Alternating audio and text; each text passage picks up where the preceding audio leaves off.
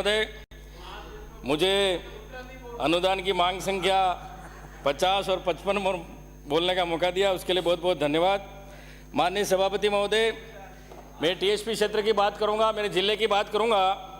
इसमें टोटल उचित मूल्य की दुकान 562 है और एसटी के नाम अलॉट हुए 201, लेकिन मेरे जिले में जनजाति वर्ग ज़्यादा है, 75% जनसंख्या एसटी की है, लेकिन दुकानें कितनी है?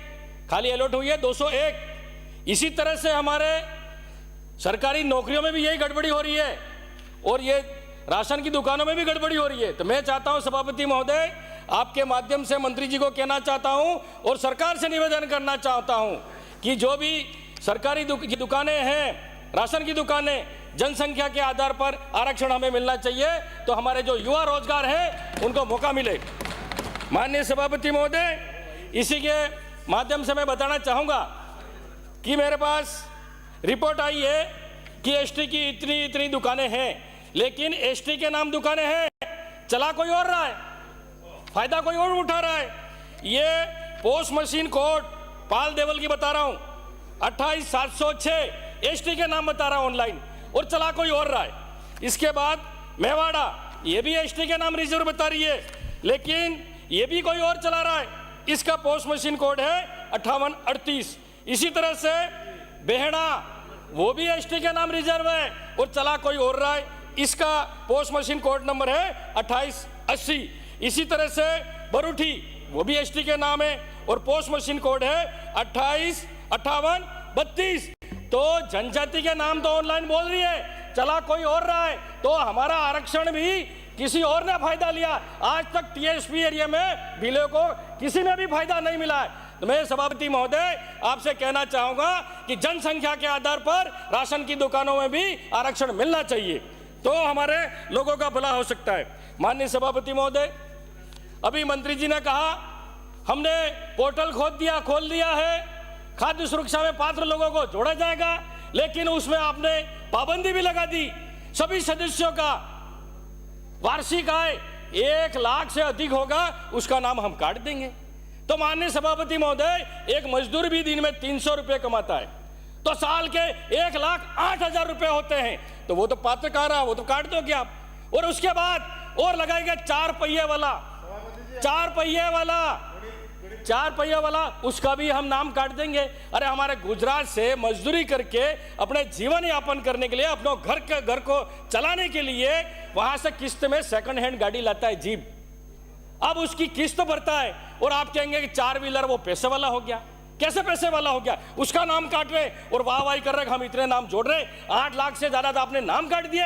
मैं कहना चाहता हूं सभापति महोदय, टीएसपी एरिया में गरीब जनजाति लोग रहते हैं, वहां पर नौकरी के अलावा, व्यापार के अलावा सभी का नाम जुड़ना चाहिए, सभी पात्र लोग हैं। माननीय सभापति महोदय, मंत्री जी ऐसा अन्याय मत करो।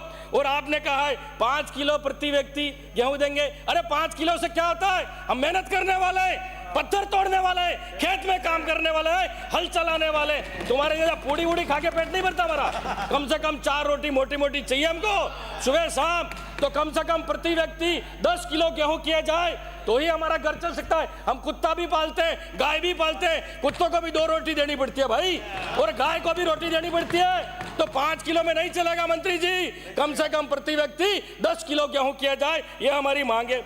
और हमारी कांग्रेस सरकार में, गहलोत सरकार ने फूड पैकेट निःशुल्क दिया था, तो हमारे गरीब परिवार का कोई विधवा था, कोई एकल था, उसका परिवार चलता था, वो आपने मोदी जी की खाली थैली पकड़ा दी। अरे खाली थैली से हमारा पेट भरेगा क्या? वो फूड पैकेट वापस चालू कराए आप। मंत्री जी, ये क्या डबल इंजन की सरकार है आपकी? ये पर्ची सरकार क्या कर रही है? कहां ले जा रही है इस राजस्थान को? माननीय मंत्री महोदय, मैं आपसे कहना चाहूंगा, माननीय मंत्री महोदय आपसे कहना चाहूंगा कि हमारे राशन डीलरों के भी कुछ मांगे, गुजरात की तर्ज पर इनको भी प्रति माह 20,000 मानदेय दिया जाए प्रति माह, क्योंकि इसमें गड़बड़ी नहीं करे। और हमारे जो ओड़ा बड़ा, जहाँ लैम्स खुली हुई 2016 से, और कनबा लैम्स वाले ओड़ा बड़ा का संचालन कर रहे, वो दे रहे, वहां से दूरी पड़ती है 5 किलोमीटर, कनबा लैम्स से उनको सामग्री मिल रही है, तो वहां पर ओड़ा बड़ा में ही लैम्स है, तो आप उनको राशन की सामग्री वहां से दिला जाए तो लोगों को राहत मिल सके। माननीय सभापति महोदय, मैं सहकारी समिति की बात करूंगा कि ग्राम पंचायत मजोला में और ग्राम पंचायत रोहनवाड़ा में सरकारी समिति खोली जाए। माननीय सभापति महोदय, इसी के साथ हमारे मंत्री जी बैठे हुए हैं, खंडूला बीच फिला गोगरा में। माननीय सभापति महोदय